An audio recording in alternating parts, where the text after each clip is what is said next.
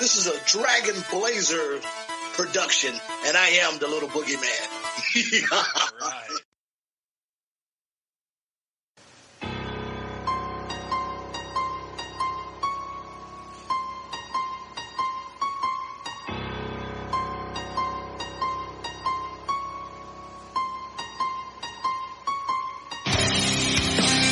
Coming down the aisle, your podcast tag team champions of the world, Boomer and Blaze.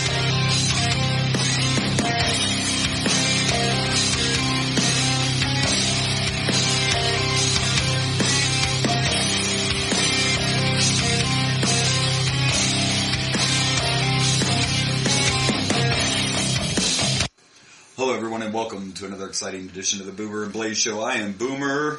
And I'm Blaze. And I just want to immediately start the show out by sending our condolences and our thoughts and prayers out to the family of Jay Briscoe, who passed away unexpectedly yesterday. I'm not going to try to pronounce his actual name because I don't want to chop it. Right. In a case like this, so I'm just going to refer to them as the Briscoes. It finally came out that it was a head-on collision, and the other driver died, and his daughters were in the car with him, and they're in critical condition. Oh, no. So let's hope the best for them. And then it doesn't help that the Briscoes are brothers in real life, and today's Mark's birthday. Mm-hmm. So it's... Ouch. Yeah, and Jay was only 38. 38? Yeah. Dang. Younger than us, man. And when it first happened, it happened last night, but I couldn't find anything that confirmed what had actually happened. But today the article came out, and it was a head-on collision, so... Wow. Very unfortunate. I know you don't know a lot about him, but you hop on the YouTube someday and check the Briscoes out because they were amazing. They were the biggest tag team that never went mainstream, and WWE wanted them more than once, and they just had no interest. They were Ring of Honor faithful. They loved the Indies, and they did not want to. I've heard of them, but I don't know. They much did not about want to them. work for the quote unquote big machine. They didn't want to work for the man. No, they never had an interest, and they were approached more than once. Some guys are just... In fairness, in WWE's case, the man is technically Vince McMahon, and that's fair. And what I respect about it is, it shows you it wasn't all about money for them, because they literally were with Ring of Honor their entire... Like, they were originals in Ring of Honor, and were there the entire time. Loyalists every time they re-signed. So that shows you it wasn't just about money for the Briscoes. Yeah. So our thoughts and prayers go out to them. I thought we'd start off with that. And, tough situation. Start with a somber note. Well, but yeah, I thought it was important, so. But we can go from somber and pick things up. It's fine, right? Okay. So let's talk about Young Rock. This is going to be a weekly thing, folks, so just get used to it. I actually haven't watched last week's. I didn't watch this Sunday's episode. Oh, this guy. Oh, man, I kind of forgot about it. Well, I have to address this. Okay. I don't want to spoil the episode for you. Fair enough. So I'm just going to address this character that appeared in this episode. This episode they showed, did you ever get to see the ladder match between The Rock and Triple H at SummerSlam? I can't remember what year it was, but this is what they recreate. And I actually remember this match so well because they did it on the show too, but in real life, Chyna came in when The Rock was climbing the ladder and gave him a low blow, and that's how Triple H wins. Oh, wow. So I remember this happening in real life because I was pissed when I watched the match, but I'm like, wait a second, it's a ladder match, it's not illegal. Yeah. I mean, you may not like that Chyna hit him in the nuts so Triple H could climb a ladder, but it's a ladder match. Anyway, there is a character in this particular episode whose name is Chad Frost. Okay? Okay.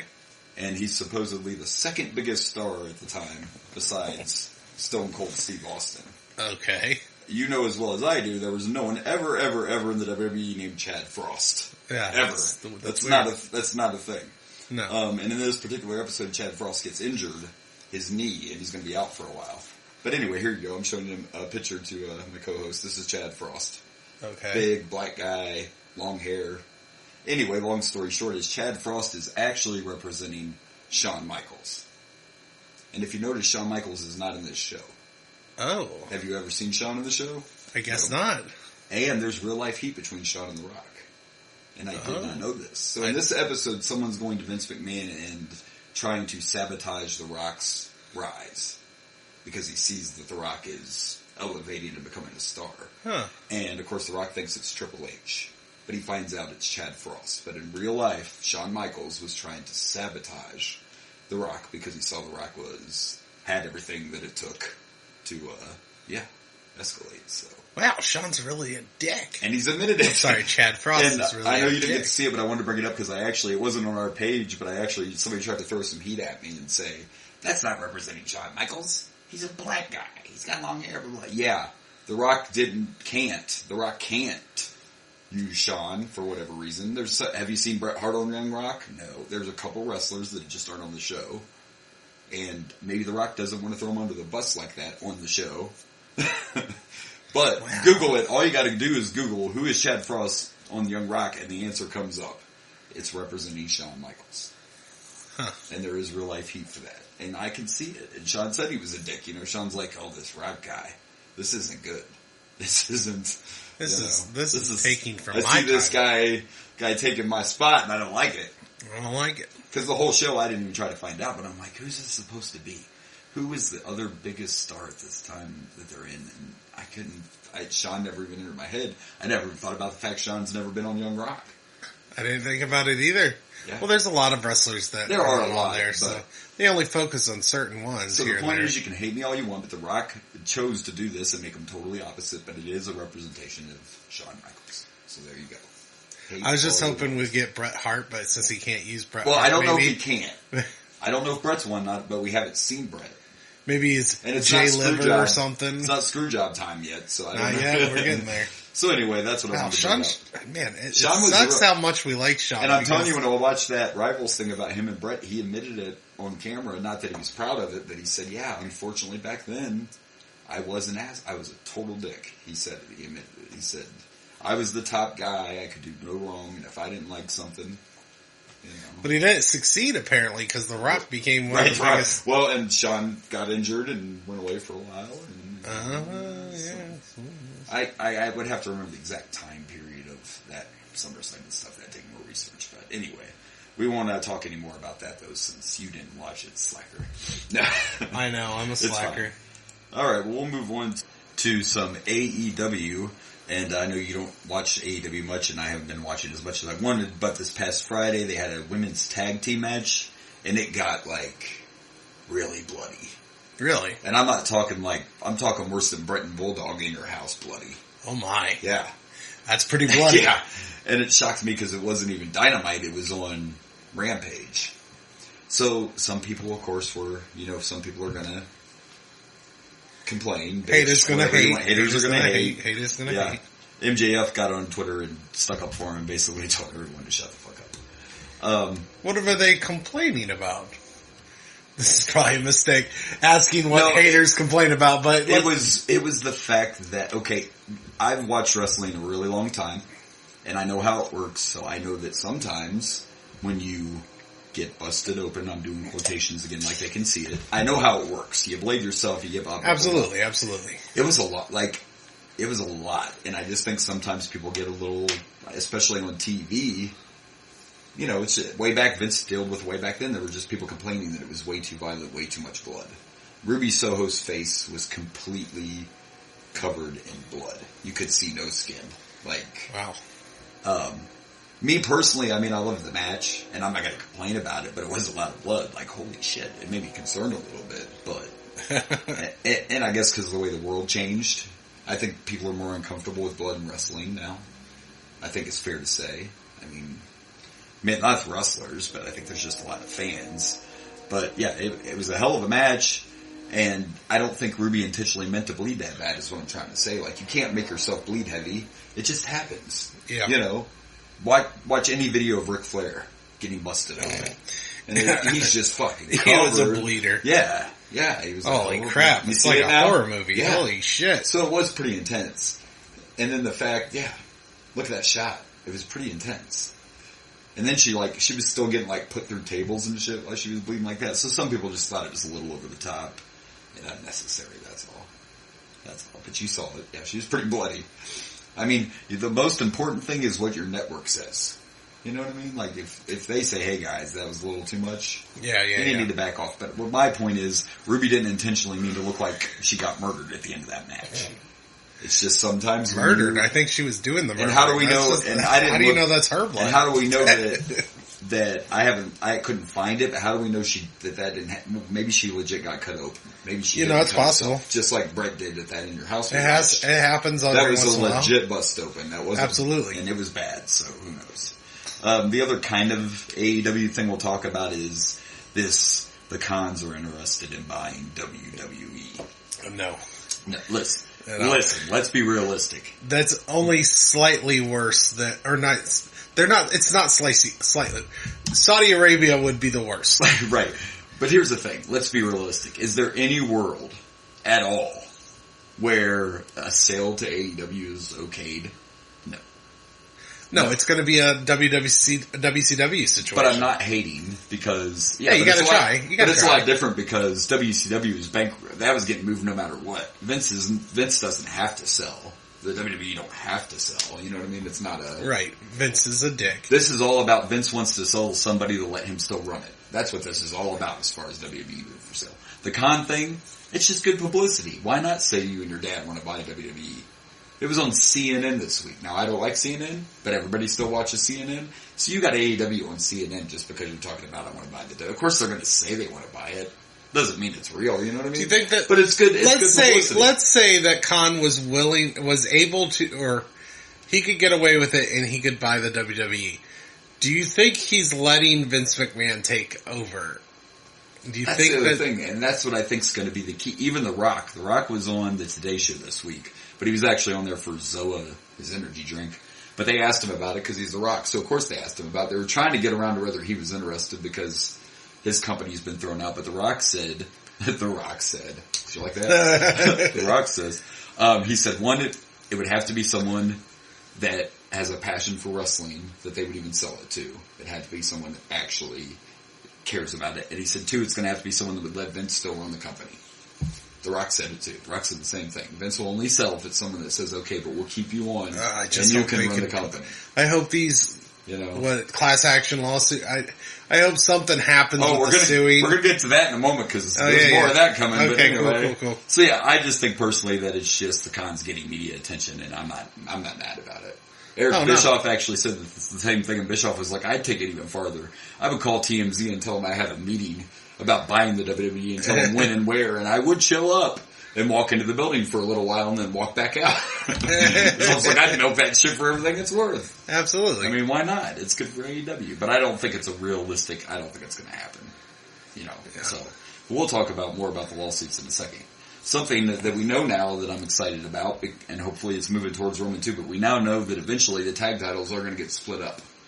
Because this week they had a number one contender match for the Raw tag titles, which was won by Judgment Day. I did quotations again, what a fucking idiot. And then we're doing a number one contender for the SmackDown titles too. So, both titles are going to be defended separately, so now we can see that the belts are getting split back apart. So, and I'm for it, for goodness sakes. There's too much talent. Some people are always like, oh, there's too many belts, there's too many belts. There's too many wrestlers not to have a couple of titles. Yeah. I mean, I don't think either company has too many belts. I don't know why people complain about that.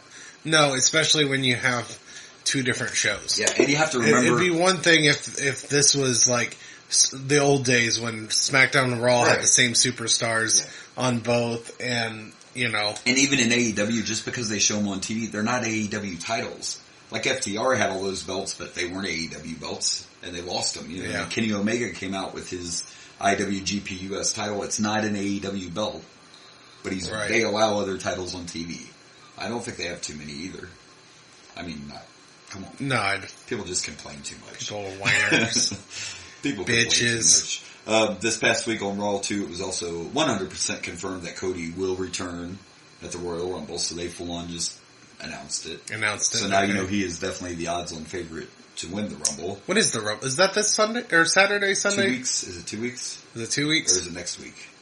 Boy, we're professional here. I'm not we are totally on top of it. Oh yeah, we're definitely we'll on the ball. I think I should just cut all this and be like, we and stuck then ass. Cut. Never mind. It's like, we don't know. This is the show. It is exactly this day. This is like what we were talking about way back when DDP started following us, and we were like, could you imagine if he listened to the wrong part of the episode? He'd be like, what the fuck is this? Like, these guys suck. This is not a wrestling podcast. They're like, when's the Rumble? I don't know, but I know who's going to be in it. Oh boy, I'll tell you. Ooh, boy. Anyway, and We'll just have like some. Well, if a fucking assistant did anything around here. God. I'll just like edit in, and we'll have like just some computer voice.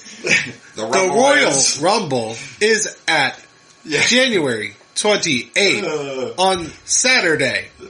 Yeah, dude. 2023. If you're going to paste it in, can it be the movie phone guy? By the way, it's January 28th.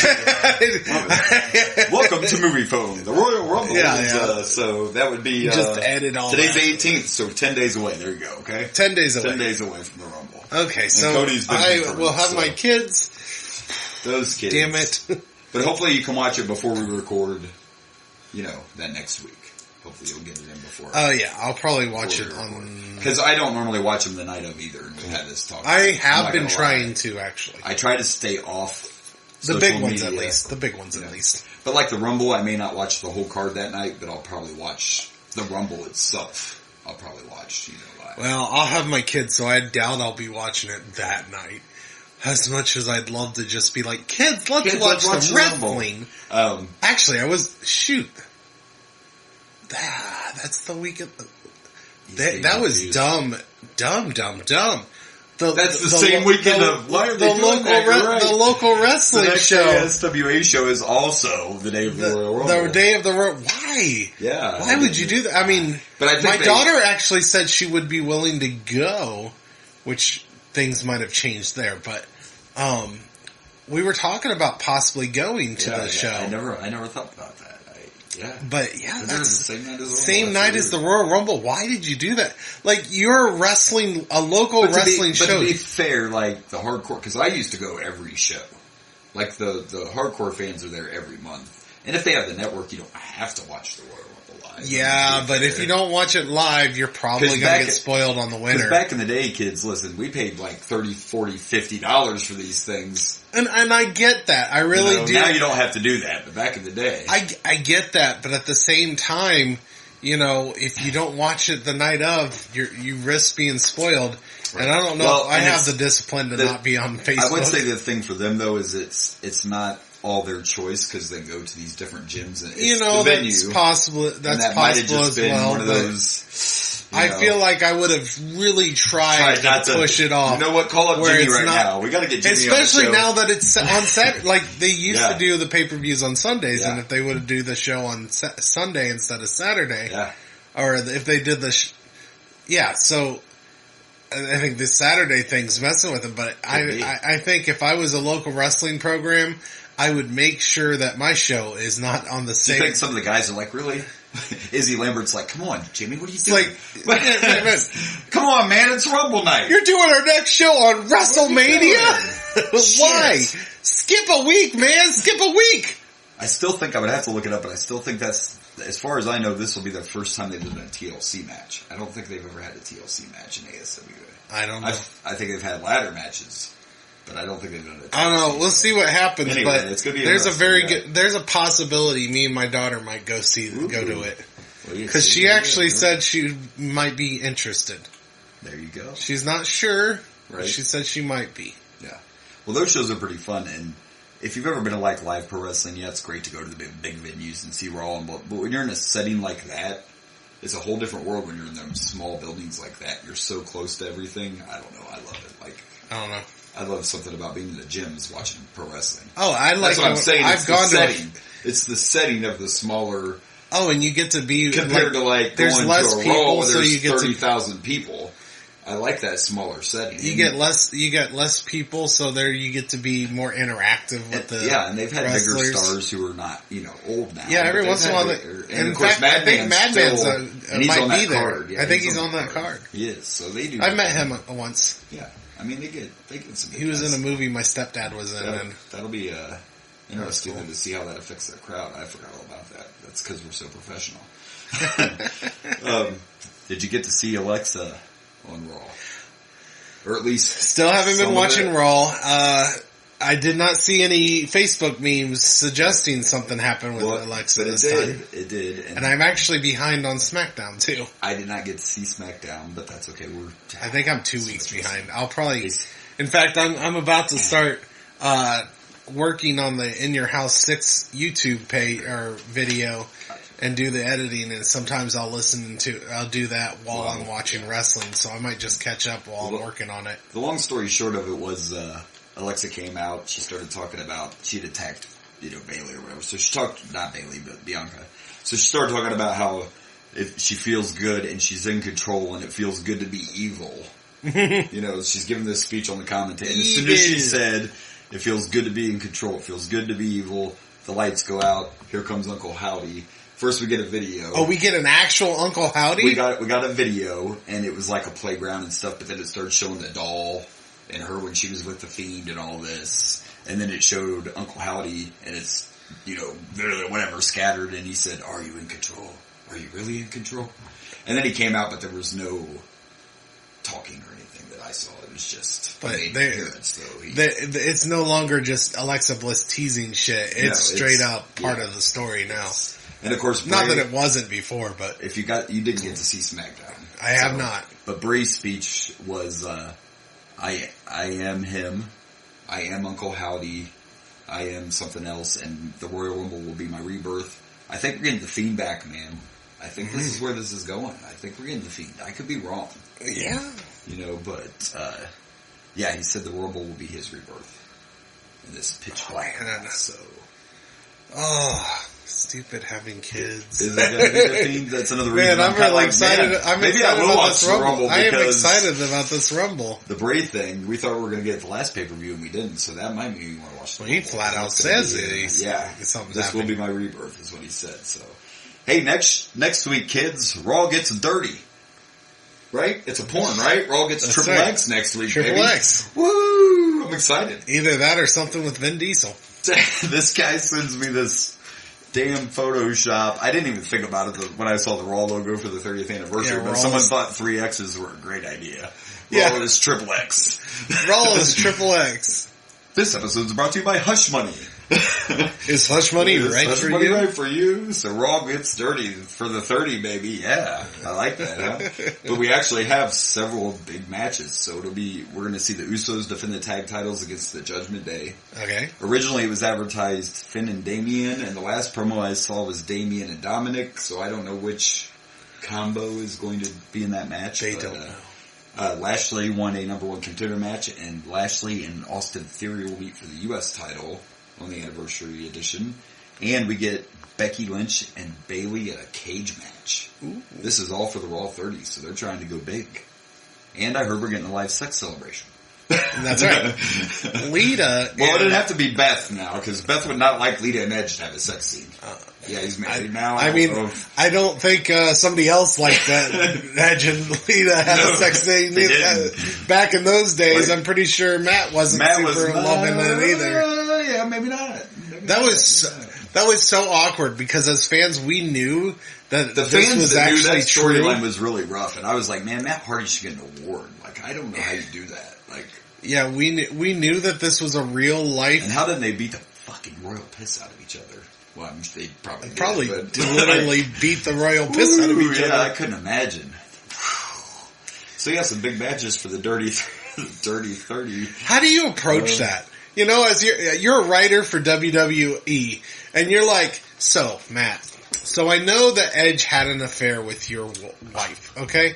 I know that Edge and Lita are doing the nasty. So here's what we want to do. We want to put that in. Yeah, we just want to throw it out there. We want everybody to know. We just want to go ahead and go with that. Oh, also Edge and Lita, right in front of everyone and yourself, we're just going to have them do simulated sex in the ring. How do you feel about that? You're good with that, right? You're a professional. Yeah, you got this. Thing. Just like when they brought LOD back and they had Hawk do this angle where he was drunk all the time and on drugs, because in real life he was. Vince Russo did it in WCW with Scott Hall and the whole drunk angle. Hey, since you can't stay sober, I gotta go. Wait, well, let's make it. Walk to the ring. Let's make some money off of this. Let's make some money off. Let's make some money off your addiction. You as much as we can. It's like kind of like the Bulldog storyline, how they changed it, because he was like, "Hold up a second, you want my wife to look like a whore and me to look like a pussy? Not doing it." Yeah, so what you're saying is Vince went up to Matt and was like, "Listen, so I know your situation really sucks, and that was really shitty of Edge. I want to make it in a storyline, but so Do you think hush money is right for you? You're okay with this, right, Matt? This is I'll cool, give you right? a little bonus here for your pain and suffering. Yep. Ooh, boy. Yeah, so anyway, you should tune in. We know we're going to have Shawn Michaels there, obviously, because he's there on Taker. Taker's been announced for the anniversary. Oh, the cool. Bellas have been announced, which The surprised Bellas? me, because they seem like they're busy with all their reality crap and makeup and whatever they're doing. I don't know, but they've been announced for it. So. Totally Bellas. Yeah. That's still a thing. Yeah. That's still on. It's still a thing, I think. Oh my gosh. I think it is, and Nikki's finally getting married. Mm. Since Cena wouldn't do it. Fair enough. Of Fuck course, this, I'm out. Bree has the kids at home with Daniel Bryan, or Bryan Danielson, lucky fella. Lucky fella, he married So Nikki was like, John Cena, will you marry me? And he's like, you can't see me, I'm out! Yep, that's exactly what he said. Yeah, absolutely. Listen, to be fair, it's not my business, but Cena warned you from the beginning. I mean, yeah, fair enough. He said he never wanted to get married. Ever? Well, things can change, right? We'll see. But anyway, tune in for that. So let's talk about some of the dirt now. The real dirt. Good dirt sheets. First of all, Triple H did hold a meeting with the talent and assured everyone that he is still in charge of creative and that it is not going to change. I mean, that's good. So that is good, but there are rumors that Vince is already making suggestions. Yeah, but if he sells it and Vince takes control, I don't know if Triple H is going to be able to. If Vince can even sell it, because now we have two more groups of people are suing to try to block the sale. Uh-huh. And it's basically under the same terms of Vince abused his shares and is not looking out for the best interest of all the shareholders. Right. So, and this is actually, I forget which, is this Delaware? The state of Delaware? I'd have to look it back up. I suck on my job, but this is actually the Police and Firemen Retirement Commission. I saw that one. That is legit. I did see that one. They're the ones that are throwing this lawsuit out. And all these lawsuits, even if Vince somehow, because we all know Vince has gotten out of trouble a million fucking times in his life, even if he gets out of this, all these lawsuits will still block the company. You're not going to be able to sell right now while there's lawsuits pending. So, for now, we're safe, kids. So I feel like now Vince McMahon is saying fuck the police. He's saying fuck everything. Fuck the police. Look, before it was hush money, and now he's like, I'm just doing it and don't even fucking care. I'm not even trying to hide it. Fuck. I'm coming back. It's a hostile takeover, and he's like, I don't even give a fuck. I'm coming back. Before I come back, will you change some bylaws for me? Thanks. I'm coming back. You three are fired. My buddies are coming with me. Oh, I'm the head of the board again. Vince McMahon wanted to be a true life super villain. And he did. You even made my Mount Rushmore, Vince. You fucking did. Your dad would be turning over in his fucking grave. Oh my gosh. And you know where he went wrong? And I've said this before. This is why I always pray Tony Khan doesn't do it. He should have never, ever, the company should have never went public. It should have never went public. And I know now it's some mega blah, blah, blah. But it changed it. Not all in bad ways. I guess we wouldn't have the network and they wouldn't have the overseas shows and stuff. But it went from, it just changed things, I think. I think as soon as it became public, it changed things. They had in the comics. So yeah, but anyways, Last of Us was really, really good. I watched the first episode. It's an hour and 20 minutes. It's pretty much a movie, the first episode. I mean, I'd give that a shot. The streaming, it's Netflix that really I get nervous trying any new show because they fucking cancel shit like that. I don't think HBO Max is really known to I watched the other show on there that is getting a lot of buzz after Last of Us 2, and I still enjoyed it, but I watched Velma as well. Yeah, which we talked about a little bit last week. And by the way, it got renewed. You do get a second season. It gets the second season. So there you go. But I enjoyed it. I still haven't watched that. You haven't watched it? No, I watched it and I've read a crap load of hate on the internet. Of course. And almost every time I see the hate, they haven't watched the show. They didn't watch the show. They just saw, you made Velma, actually most of the time they say, you made Velma black. No, she's not black. She's South Asian. Right. She's, Indian. She's from India. They made Velma the same descent as Mindy Kaling, who plays Velma in the show. And here's a couple things I will say. Number one, I love Fred, which a lot of people are hating on because they made Fred into like kind of a rich, like he's kind of a rich kid and spoiled. Yeah. And like his whole development in the show is that he is a late bloomer.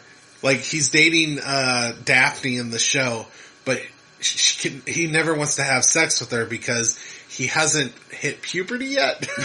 So he's like real insecure about the fact that he hasn't hit puberty. Oh my! But he's played by Glenn Howerton from It's Always Sunny in Philadelphia. Who plays Dennis, Gotcha. and he's just like he's like a real dick, and it's pretty damn funny. Like you see him like in having dinner, and he gets steak in front of him, and he's like cutties. And the butler comes and cuts his steak for him and everything, which becomes an important part in the second episode, that he is so spoiled that he doesn't even know how to cut his own steak. Oh, of course not. Because he gets put on trial for murder, and then essentially they realize this kid doesn't even know what he's like. He can't even cut his own steak. What makes you think he's going to murder someone, be able to kill someone? Right. But yeah, so he's like cutties and like, oh no, I've got like, he's like, I got syrup on my shirt. Batties! Like he's like a child. And it's played so funny. And the first interaction with him and Velma is great. Cause he's like, now who are you again? She's like, Velma, we've been going to school together for years. He's like, yeah, I have a condition where if I cannot recognize people or remember people if they're not hot. And she's like, uh-huh. and he forgets her later again, and he's just like, she's like, we are literally still talking.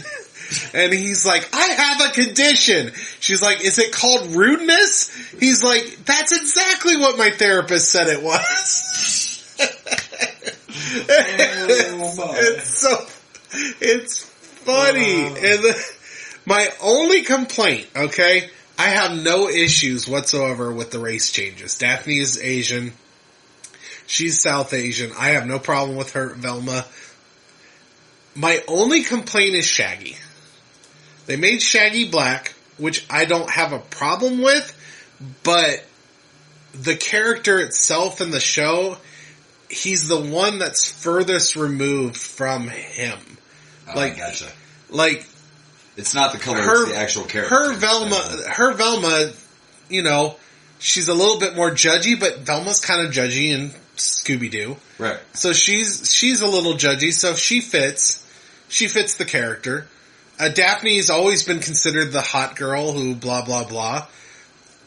That fits the character. Fred, I don't know if he's super spoiled, but sometimes he's a little absent-minded in the show. But when I think about the cartoon, I could have bought that Fred came from... They never really talked about characters' backgrounds, but I could. And this is also supposed to be them in high school, so this is... Yeah. And a lot of people are mad because they're kind of...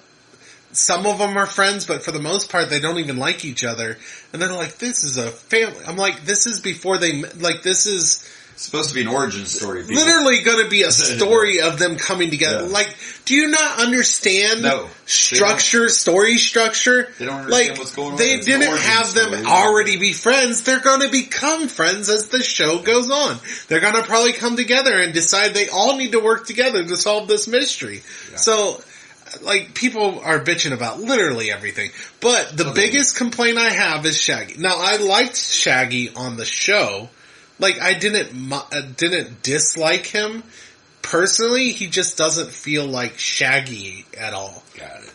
Yeah. I did find the fact that, and people are like, "Oh, it's so stereotypical. It's racist because they made the black man the stoner being Shaggy." Oh my god! Which I know we all joke that Shaggy's a stoner because he is, and the show. But if you actually watch the show. Like, they keep making jokes about how Shaggy is super against drugs. Yeah. Like, there's this part where Velma and Shaggy are talking, and I think Velma's about to sell drugs. And Shaggy's like, I hate drugs. I do not like them at all.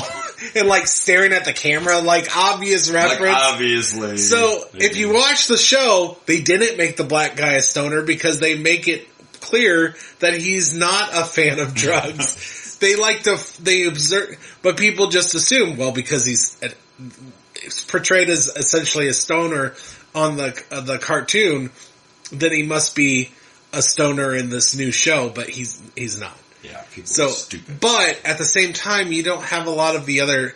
He doesn't seem like there's a couple parts where he seems like he's uncomfortable about them doing, dangerous stuff. But one of Shaggy's main traits is he's a coward. Oh yeah, big time. Him or Scooby are cowards. Yeah. Now Scooby's not on the show at all. Right.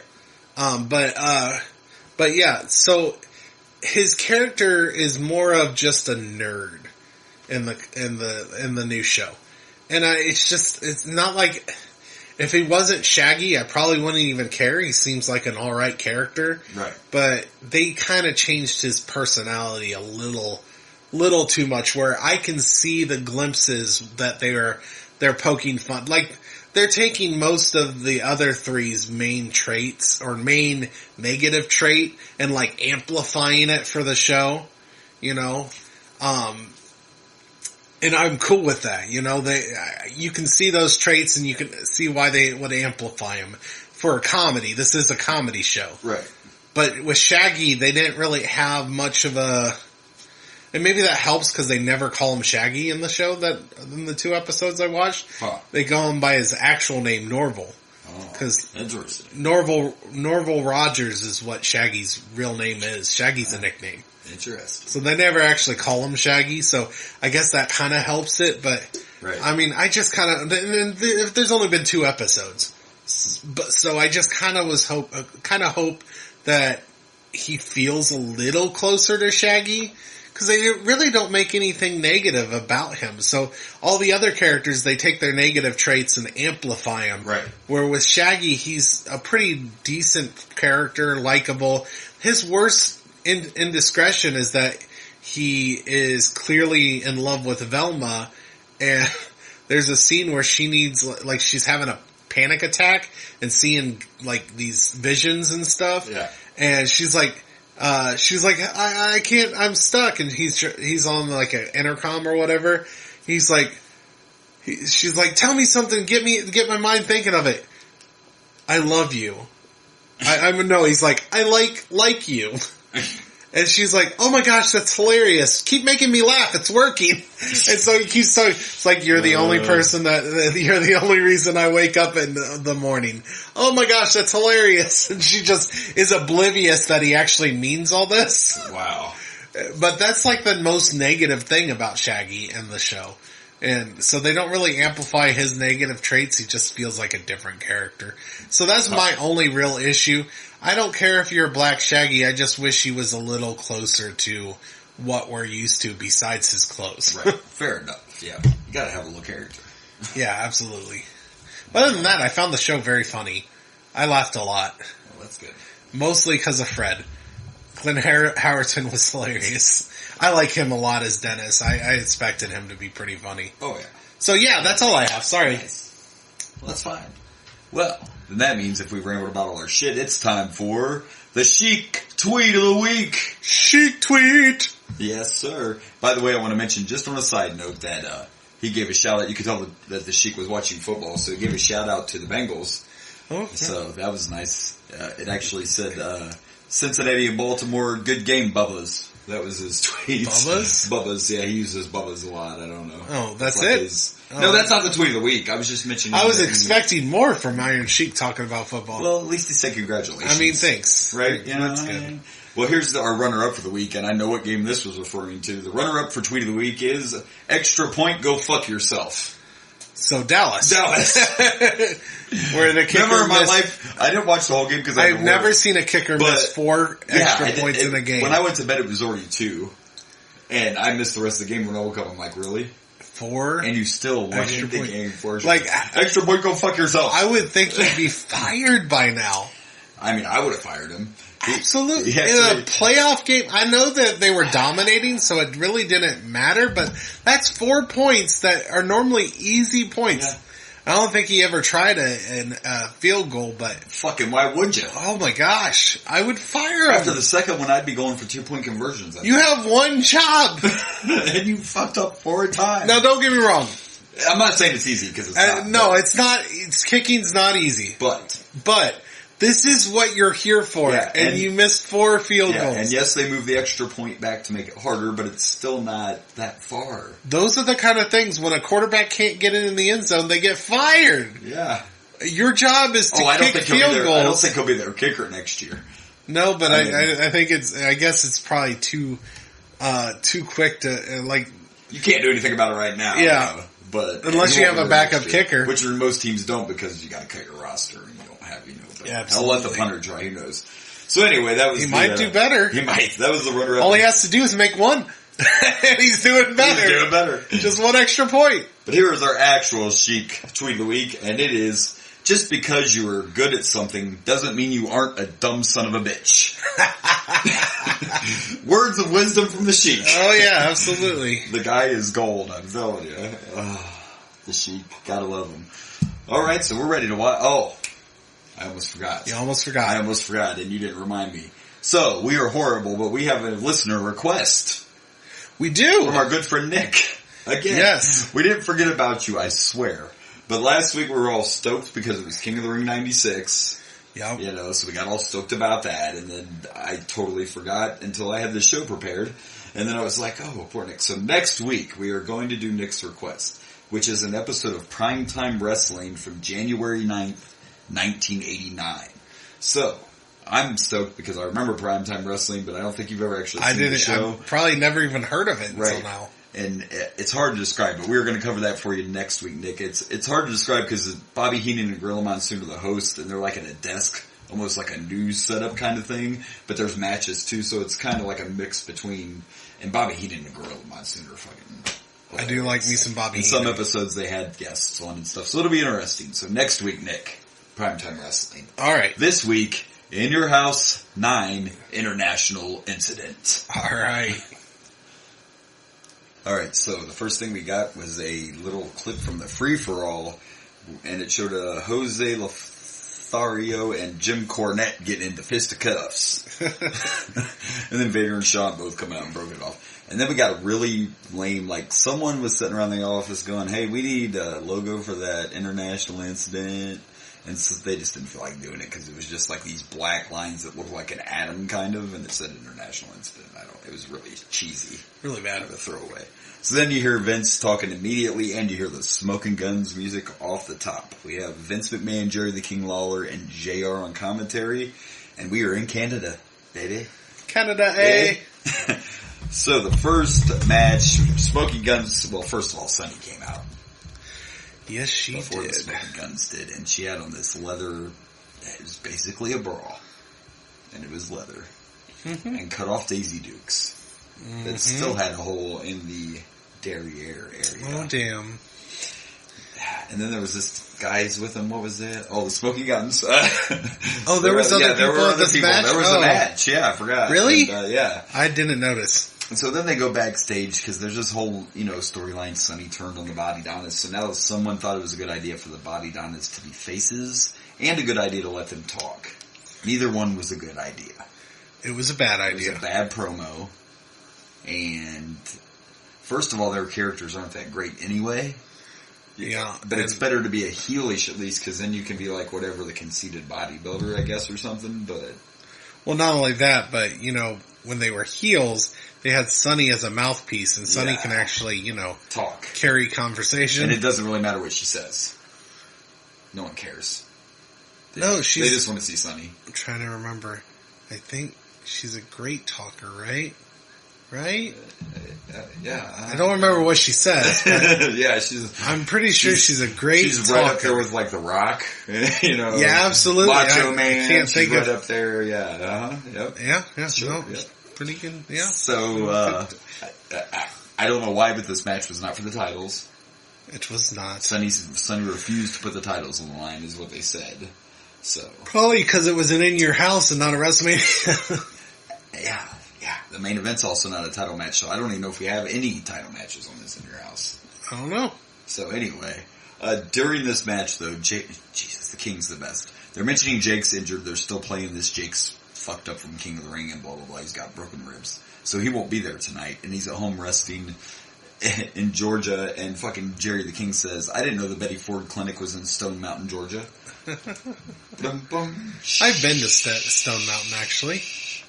Well, that is where Jake's from, so you've been to Jake's hometown. Oh, yeah. Hey, I'll be damned. Fucking king. I went and saw the Stone Mountain thingy. Yeah, hey, I like this. Where they carved... Fun fact. That's the fun. I saw these carvings. Not sure if this is considered a fun fact, but I saw the carvings in the mountain. It shows the 3 members of the Confederacy, 3 leaders or generals or whatever. I can't think of their names right now, but and if that's not interesting enough. I did some research when I saw this mountain. And first off, the person who designed or whatever, carved out the mountain, is also the same person that worked on Mount Rushmore and designed that. Makes sense. That's cool. Yeah. Here's the other fun part of that. This guy was also a leader in the KKK. Oh. I believe he was, I can't remember, he might have been a Grand Dragon, which, first off, let's just talk about the KKK for a minute. Should we? I don't, what exactly about them? Why do they have to use Grand Dragon? I love dragons. Oh, he's just upset about the term. And then I think there's Grand Wizards, Grand Dragons, what the fuck? Are you they're a bunch of fucking nerds. Are you talking about Dungeons and Dragons? What the fuck are we playing here? No, we're talking about the KKK, the Ku Klux Klan. Guys, watch out, it's the Grand Wizard. Just kidding at me, right. The Grand Wizard's over there, you better behave. Guys, we need to move our forces over there. There's some African Americans that are causing issues. Jeez. Oh, what are they doing? Well, they're dating white women, and we don't appreciate it. They'll take our women. Wow, that went bad. You took our women. You took our jobs. The Grand Wizard. Oh, there's the damn KKK's a bunch of nerds. Yeah. I mean, come on, you're using wizard and fucking dragons? I use wizard and dragons. Don't take that shit away, you assholes. Don't steal the Grand Wizard. You're stealing away from nerd culture for your freaking racist hate mongering. We don't like it. Oh, wow. That's good stuff. There were no KKK members in this match. None were at the making of the show either. Fair enough. I mean, do you know? I mean, no, I don't know. let's be honest. I would not be completely shocked if we find out Vince McMahon is a Grand Wizard in the KKK. Wow. No, I don't know. I guess Vince hasn't shown too many racist qualities, but Hulk Hogan. How many black champions have we had? By the way, like 3 of the 4 came just the last few years. Well, one day he's like, how many black? The Rock was a champ, Booker T. Oh.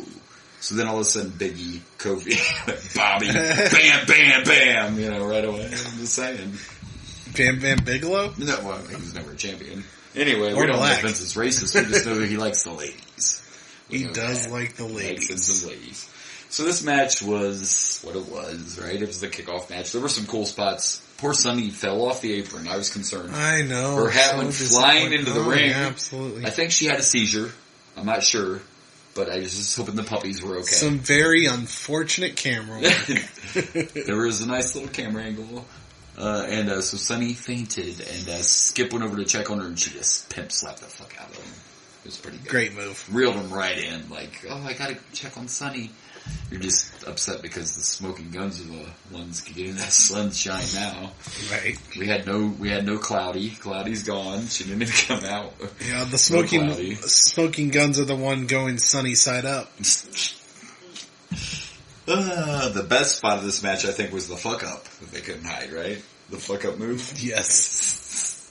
Yeah, so... Before the fuck up move, there was a nice move. Bart caught Skip coming off the top rope and power slammed him. So that was cool. Sure. But then... then Bart has, was it Skip or Zip? I don't Skip up. I don't know / give a fuck. So he had Skip's neck on the rope and he was holding his legs, kind of like the wheelbarrow. Holding the legs. Position, and Billy was going off the ropes and he was supposed to do like a leapfrog on top of Skip or Zip. Yes. And... well, he didn't make the jump. Like, it was clear miss, and he gets so frustrated, he just does a real quick kick, and he's like, son of a bitch. Yes, and he yells at the crowd because they're laughing their asses off because he couldn't clear the move, and there was no way to recover either. Yeah, there was no hiding it. There was no way of faking that he missed it. He guys, guys, aren't you supposed to be on top of me now? Wait a minute. This is why Sonny left. This is why Sonny left. So that was probably the best. Billy, we got to see another famouser, but he used it just as like a quick, move. They haven't really made it as a... Billy got caught coming off the top rope by Skip and got an atomic drop. That was kind of a cool spot.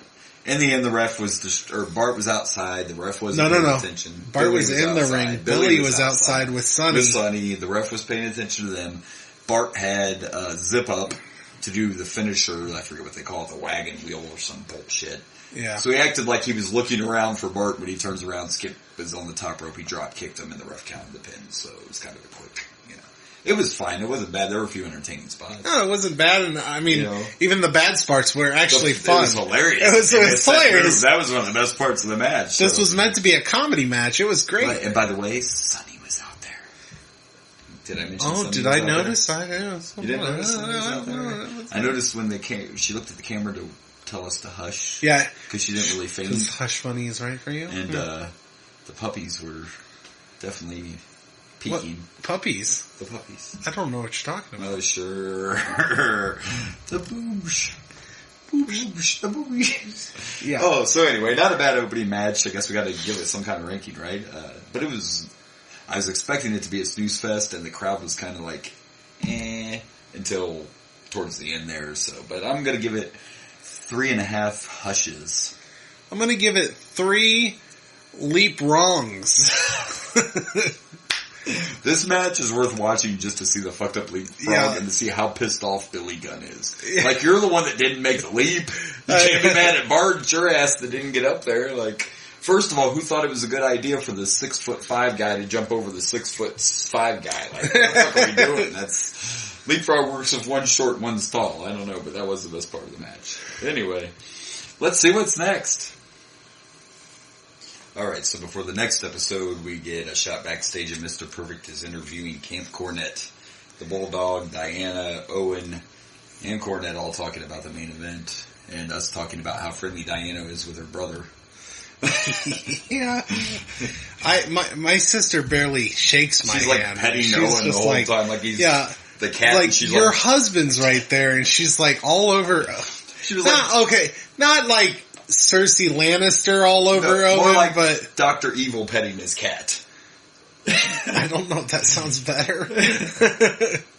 I don't know. Her hands were all on Owen and everything while her husband's next to her. Yeah. And I'm just like, then Vader she's just very comes into touchy the shot for, randomly, her brother, It was whatever, Because that's her brother, right? Yeah, that's Brett and Owen's actual sister, yeah. She is actually...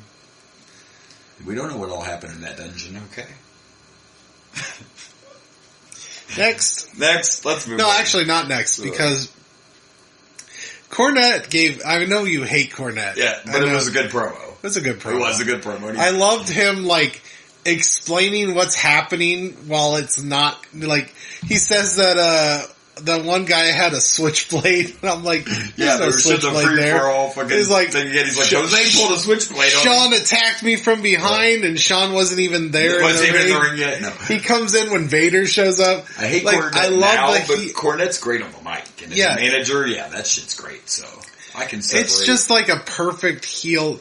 And the best part is they're showing the video of what actually happened as he's explaining all this bullshit. He's like, I love Sean it. tried to attack me from behind, and Sean wasn't even in the fucking ring yet. And he didn't attack anyone from behind. He came right down the aisle. In when Vader showed up, but Vader had to come save me. But like he had a switchblade. I love the contrast of him and then he guaranteed lying his ass off. He guaranteed his team would win the 6-man. He's like, and if they don't, I'll refund everyone's money in this arena and everyone that bought the pay-per-view. And guys, that's like $7 million.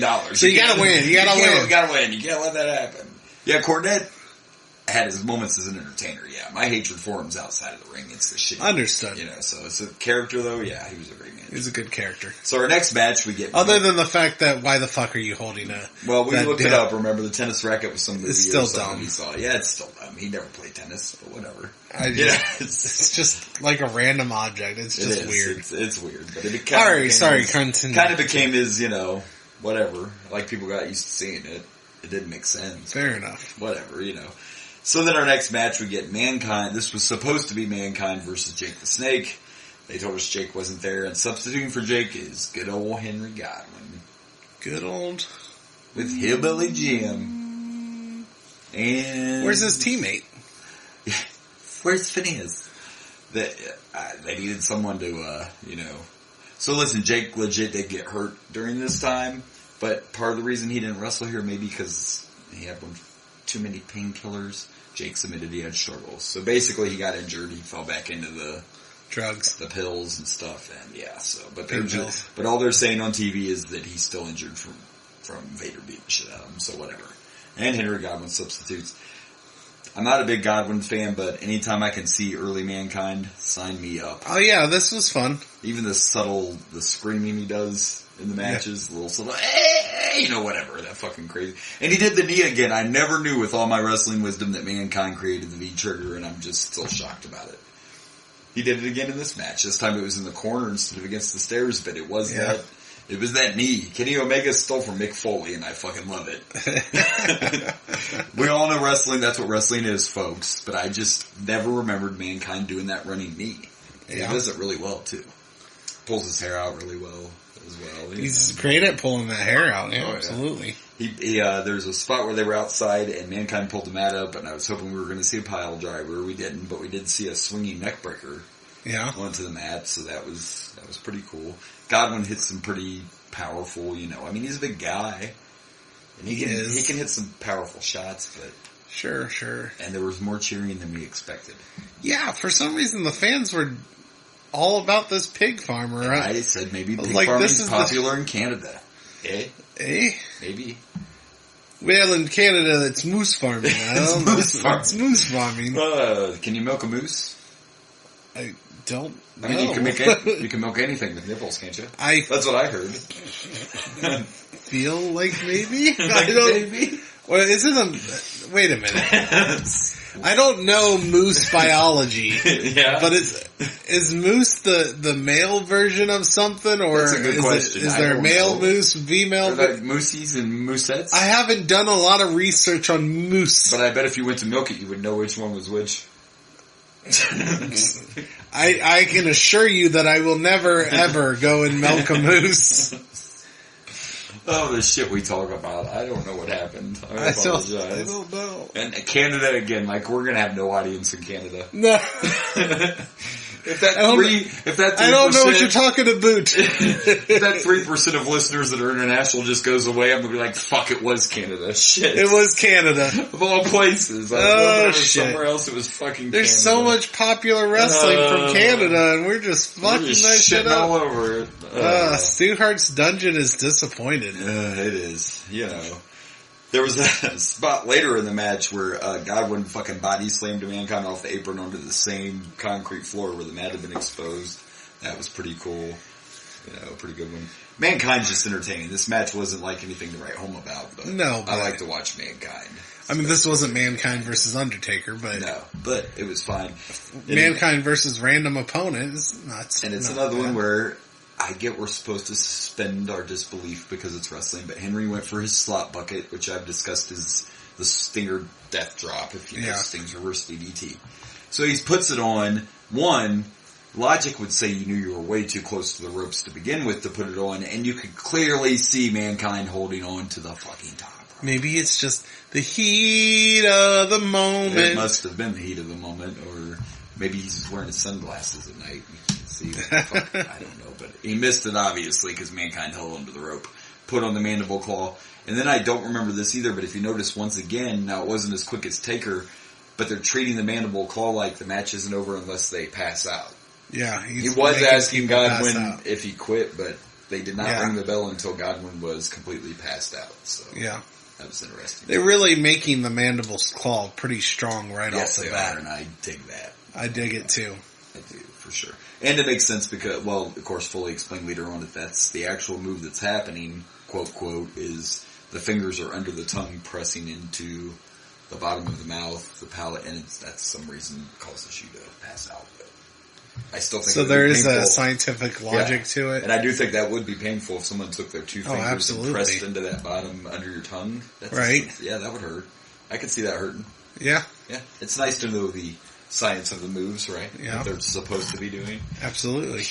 You remember later on, though, I think he doesn't always like here. He's still got that Mankind thing on his finger, like that cover to cover those two fingers, because you don't want to put your fucking hand in someone's throat like that. But I think he did deliver a few. I think we'll see a few times he did the mandible claw without protection. He gets a lot of protection when he gets Sacco. Sacco, yeah. And of course, Britt Baker does a move called the lockjaw, which is not exactly like the mandible claw that I No, find, she does it. Pulls out a glove. Also having them like their arms or something. Right, yeah, she locks the arms up too, but you can tell there's some Foley influence from it though, because she waits till she puts that move on to pull out the glove to apply it, so that's kind of cool. But anyway, it's fine. It was Mankind. It wasn't a horrible match. It had a few good spots. I'm not going to hate on it too bad. I'm going to give it 3 mandible claws. Okay. First off, wouldn't it be funny if, like, we finally start getting audience engagements and it's them being like, well, actually, moose are, male and female, or something like that? Yeah, like, we like to know this stuff. We don't have to do all the work. We need that one Canadian friend. I have one, and I keep forgetting to talk to her. We've had this talk. You need to, like, write a list of these Canadian questions. And so she can tell. Hey! We say as like we don't have the entire information of the world on our fingertips, but you know. Well, you know, I had to look It's more fun if people actually tell us. I had to look this up. Oh, okay. So, and actually, believe it or not, a moose is the largest member of the deer family. I didn't know they were part of the deer family. Don't be damned. And they are called bull moose. Bull is what they call the male. They call the female cows. So female moose is a cow. As a cow moose. Cow moose. Bull moose is a male. And they're the ones probably with the giant ass antlers, right? And it says the females are smaller. The men can weigh up to 1,400 pounds. My God. 1,400 pounds. Damn. Yeah, so there you go. Moose would kick your ass. Female moose do not have antlers. The males have the antlers. Okay. There you go. You learn something new every day. So yes, you cannot milk a moose. Bulls and cows. Well, you could maybe milk them if you think of it in a different way. But, bull moose. Yeah, stay away from the bull moose. Yeah, don't try to milk a moose. Don't try to milk a moose. You hear it here first. Yeah, that's right. We're giving you friendly advice. Don't milk a moose. Because milking a moose could lead to a money shot. He's either going to really enjoy it or get really pissed. Or a little of both. Well, you know. So now that we've learned about mooses, you have to rank this match. Do I? Yeah, we gotta give it something. I gave it a 3. Oh, shit. I think I'm gonna go with, 2.5, milked mooses. Milked mooses. Don't milk the moose. Or is it meese? Is it like mouses? Meeses? It's either one moose or it's a million moose. A million moose? It's still moose, I guess. We'll be Googling mooses all night. Also, real quick, because I don't think last time we talked about this on air, but you noticed it in the last Mankind match. When he first came into the WWE, he had different entrance music and different victory music. So I wanted to point that out because I think last time we talked about it off air. But neither one's happy, but like the victory music is supposed to be a little less dark. I have a curious question. So, yeah.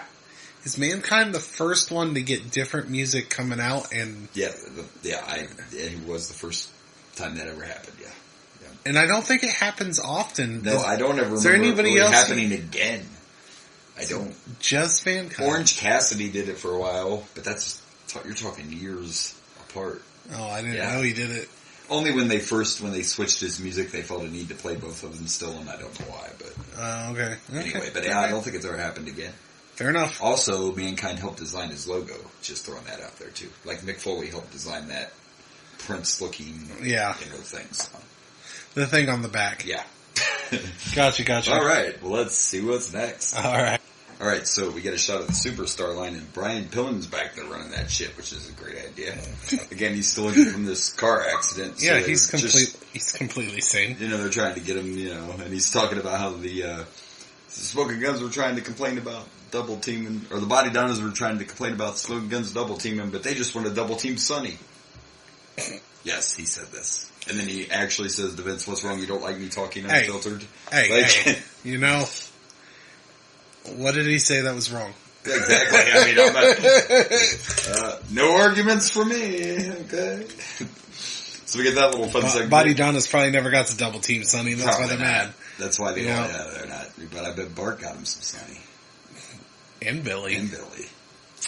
Well, Billy is an ass man. Billy is. And she does like it in the back door, apparently, so. Well, you downloaded the wrong Peacock again. No, I downloaded the right Peacock. Oh, no. And after that little segment, we hear, it's not the Stone Cold music yet. It's the Ringmaster music, but we know it's Stone Cold. And I don't remember this, and it'll be interesting to see if he ever wears these again, but these trunks they say Stone Cold on the back, and actually have like a little design, I guess, if you want to say. So he's trying something out, but I never remember. I don't ever remember him having anything but all black. Yeah, and his opponent is Mark Marrow with Sable. So we get a rematch from the King of the Ring. And Sable's wearing Marrow's wearing the same gear still with his little cheetah claws on it, but that's okay. This one started off with a little bit of a slower pace, but once it got going, once again, it was a very entertaining match, and there's a couple of those shit spots even, but I know at first they were doing like the arm hold and the neck hold and just kind of try to keep it. Oh no, the second half of this match was fantastic. It saved it, because for a while I was like, man, really? After the last match they had, they're going to do this? Sometimes you got to get that build up first. Yeah, and they did a slow build, but there was a spot where Marrow went for that same move that busted open Austin's mouth at King of the Ring, and as soon as he hit it, Austin played like his lip was busted open, and Marrow went in to check on him, and it was a setup. His classic heel. Reel him in with fake being hurt. That was pretty cool. There was a spot where he had Marrow outside and he fucking catapulted him into the corner ring post.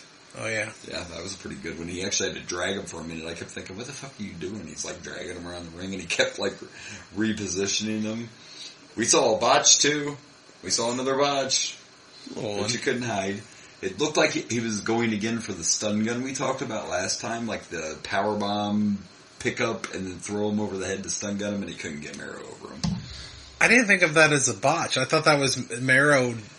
Like, I was trying to figure out where you're talking about. Well, that's the spot, because I know eventually they end up like over the top rope, but it looked to me like it was botched. To me, it felt like that was Marrow, like reversing or trying to get out of it, or I think it's possible avoiding it. I didn't see that as a botch. It looked a little rough, like it wasn't supposed to. That maybe way, it was a botch. I don't know, but when I saw it, I didn't think of it as a botch. I thought it was just a Marrow trying desperately to escape that stun gun. Yeah, that could have been it, and it just looked sloppy. Maybe it wasn't. Maybe it supposed looks to be a botch. I don't know. But that's not what popped in my head.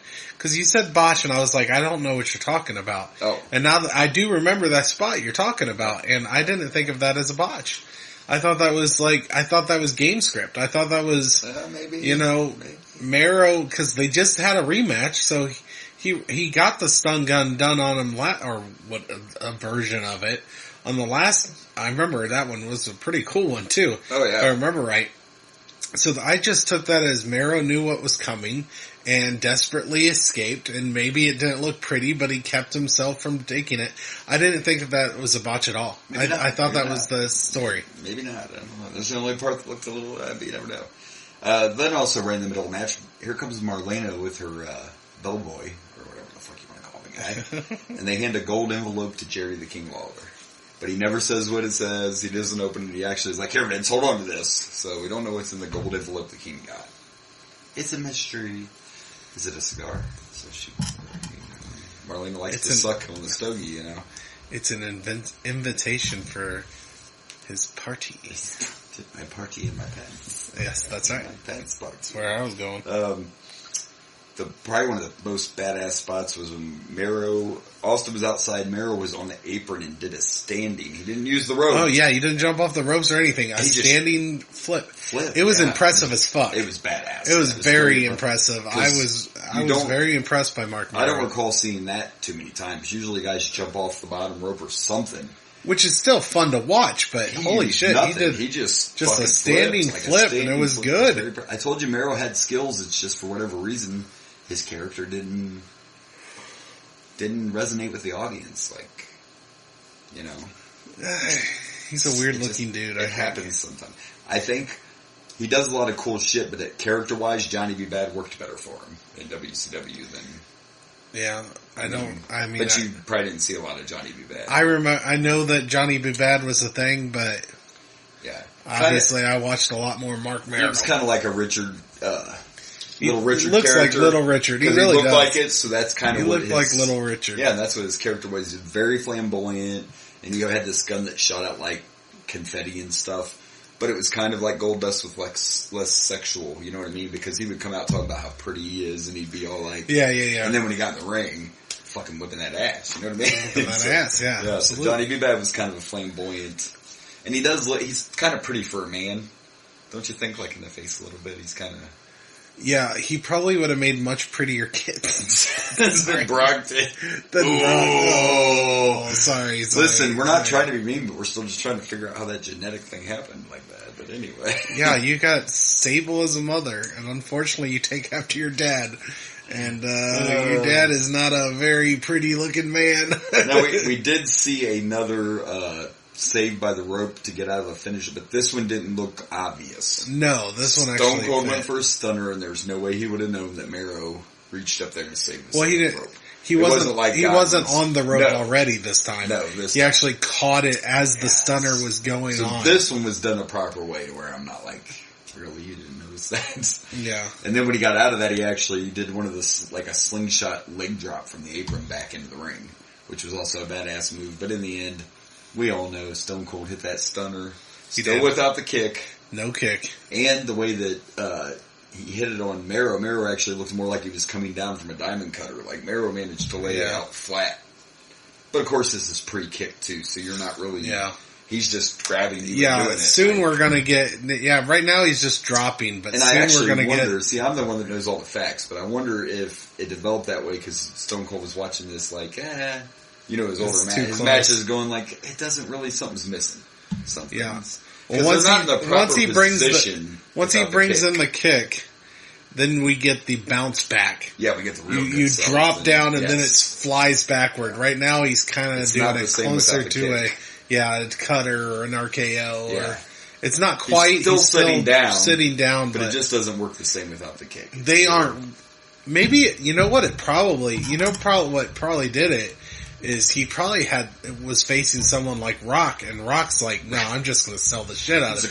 I think what it is he just hasn't had a opponent that's really selling it. Or quite knows how to sell it. And then once they start selling it, then they're like, okay, no, this is how it needs sold every single time. Because obviously this is a opponent. You know, it's the opponent that does the selling. Yeah, exactly. That makes it look great. And I remember Rock taking some great Stone Cold stunners. Shawn. Yeah. Yeah, well, Shawn Vince sells took a shitty one. Everything. Vince took some bad ones. He sold some good ones, some of his looked really bad. There's a lot of things bad with Vince, so you know. Also, I think, at least the first time the camera has showed, we got a middle finger. He gave him the finger before he came off with his elbow from the middle rope. He gave him a little finger, so we didn't see a finger this time, so that's good. And it ended up being a good match. Like I said, thankfully the second half picked up. Mero was a talented guy. Our wrestling's getting better and better because even with the bad wrestlers, we're getting them facing the greats, And we're starting to see the shine of the greats. And it's really kind of weird to watch this with him not being fully Austin yet because, it's not this, like the crowd's not, they're against him. They're against him. We haven't got the glass break. We don't have any glass breaking yet. Yeah, so that's Attitude Era stuff. I don't even know for sure when that comes in. Like I said, I'm pretty sure at SummerSlam he still had, which we won't see it because it was a dark match, but I'm pretty sure he still had the King of the Ring music, or the Ringmaster. Yeah. They did announce him as King of the Ring, but he does not, he ain't wearing no crown, he's Stone Cold. He ain't wearing no cape and crown, fuck that shit. No. That ain't happening. So anyway, pretty good match. I don't know, it was close to the first one, it was right there with the first one, pretty good, and I'm gonna give this, 3.5 awkward stunners. I'm gonna give this, 4.5 pretty stunners, because I really enjoyed the end of this match. Pretty stunners. He's facing Mark Merrow. He's a pretty man. He is a pretty man. You are a pretty man, though. Yeah. All right. Well, let's see what's next. All right. All right. So before our next match, they show Bob Backlund in the crowd, and you hear Vince say he's in the wrong country for campaigning. Fuck Bob Backlund. But Blaze was really happy to see Bob Backlund. I was not happy to see Bob Backlund. But Bob, you can't run for U.S. president in Canada. That doesn't work. Because he's stupid as fuck. I also think Canada has a prime minister. I don't even think they have. They used to. I don't know. Here we go with Canada again. They're going to hate us. Anyway, then we get an advertisement for Raw letting us know that the Smoking Guns are defending the titles against Shawn and Ahmed. And I would say that, Bob Backlund should go just run for prime minister / president of Canada or whatever, but I don't hate Canada enough to want that to happen to them. I love that he says I don't hate them enough. I don't hate Canada. I like Canada. In fact, I've had some lovely times in Canada. I mean, I don't know if it counts. It's Windsor, Canada, but I've had wonderful times at the tip of Canada. Just the tip. Just the tip. The tip is back. Just the tip of Canada. The tip is back. I've enjoyed my time in Canada. I've been there twice, and I loved it both times. Well, so I don't hate Canada at all. Even though they might hate us now. But so I don't want to see Bob Backlund go to fucking Canada. If they hate us, that's South Park's fault anyway. It's not our fault. South Park's the one that made Canada evil. So, fuck Bob Backlund too. Yeah. While we're at it. So anyway, then we get our next match, and it's a rematch for the King of the Ring. We get Goldust versus The Undertaker.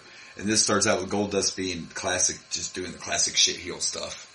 He was trying to buy as much time as possible. He did not want to get in the ring with The Undertaker. Would you? I also noticed Goldust didn't really fondle Undertaker like he did Ahmed Johnson. Yeah. He fondled the shit out of Ahmed Johnson. He did. And he just played a normal match with Undertaker. You kind of said that maybe he got in trouble for what he did with Ahmed, but there's also he might have. The Undertaker's already kind of becoming the man backstage here. Oh yeah, absolutely. So he's probably so Undertaker was like, "You ain't doing that tutti fruity shit with me. Don't rub Mark's nipples. He doesn't like that. No. Don't do it." So we had a while of that with the the classic heel stuff, and then he finally gets in the ring, and I was kind of shocked too because at the beginning and pretty much the whole match was Taker. I mean, pretty much. Goldust got a few things here and there, like he managed to get a turnbuckle off, and he sent Undertaker into that. But outside, man, Undertaker went to choke slam Goldust into the stairs, and it kind of turned into a ass drop, I guess. I mean, he landed on his ass when he tombstoned him, and it didn't look comfortable. No. But it did definitely turn out like a choke slam. Then he went to hit Goldust with the stairs, and fucking Marlene got in the way, I would have just hit him. Fuck it. Fuck it. If you are a valet of the female persuasion and professional wrestling, you might take a fucking shot from some stairs. It might happen. You might take a shot from some stairs. Because here's my thing. Like, I get it why they didn't do it. I know. But technically, couldn't the Undertaker character have pulled off giving her this stair shot? Because he's a dead man. He doesn't have any, morals or... Oh, sure. I can't hit a woman, you know what I mean? Like, that character could have I'm not a male, I'm a dead man. I'm a dead man. Dead man. So, fuck you, Marlene, and your cigar.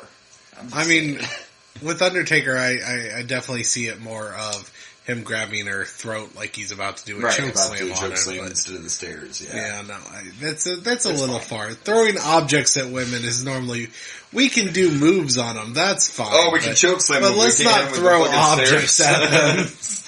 You're right. There, it's a little more It's a domestic little abuse. It's a little too much. Choke slam's fine though. Choke slam's fine. Doing a tombstone is real fine. We should have known where this was going to.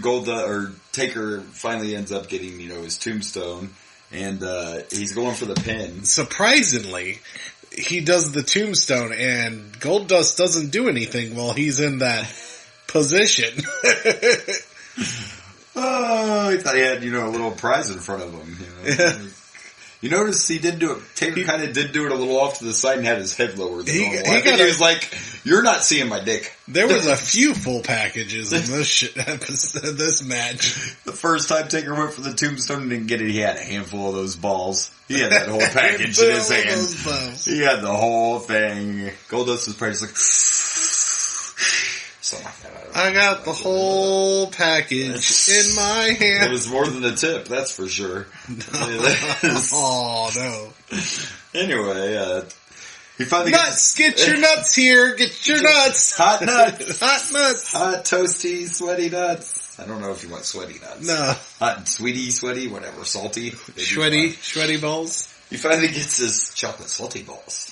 Oh, I was doing a different reference. I don't think. I know you were. Oh, okay. I was checking. Just checking in with you. You went South Park, I went SNL. We went two different ways, but that's okay. Fair We're enough. allowed to be different. Right? Fair enough. So he finally hits the tombstone, he gets the pin, we get a 1, we get a 2, and then we get Mankind popping out from the fucking ring. I know dragging Undertaker. This is a great end. Dragging Undertaker down into the depths of the ring, and then the smoke starts coming out. And yeah, this is early Taker. We still got, this is actually though, well no, because you guys saw the Rumble with Yokozuna, and that guy kind of supernatural too. But yeah.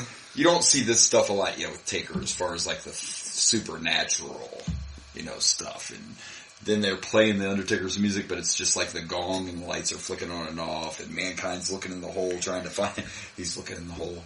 He put his hand in the hole too. To dig around. Yeah, to see what's in the hole. And, sometimes you just gotta get the whole fist in there. You gotta get the whole... And if you would like to see Sonny take... Never mind. That's a whole nother... That's not even a pay-per-view. That's a whole of another color. There is some fists, though, if you want to... anyway, eventually... I haven't seen it. I'm divulging too much information. Could you give us your review of Sunny Side Up? Through the back door. Through the back door. He's trying to set me up. I don't like it. Let's just say she also made a few porns where she didn't use the name Sunny, but you knew it was her anyway. That's a whole nother... it was research. It was research. Research for the show. They did the whole little play of trying to find the Undertaker went a little longer than I thought it would, but he popped up from the other side of the ring, and they continued to battle, so they're really building up this Mankind Taker feud. Which we're going to see come to a head at SummerSlam, which we just saw a SummerSlam commercial. So we were almost there. We already saw this Goldust go to a head. But I'm pumped. We were almost to SummerSlam 96, and I can remember when you guys first started the Rage and Blow show. I was like, dude, when you get to that SummerSlam, I got to be on the show. Right? Because now you are the show. Now I'm like, the show, huh? You're the show, yeah. But anyway... Pretty good match. The best part about it, really, I mean, I didn't mind watching The Undertaker dominate Goldust to make sense. There was a reason he was being the chicken shit, because he's like, I don't want none of that, Right. And he ain't even trying the gay stuff to distract him. No.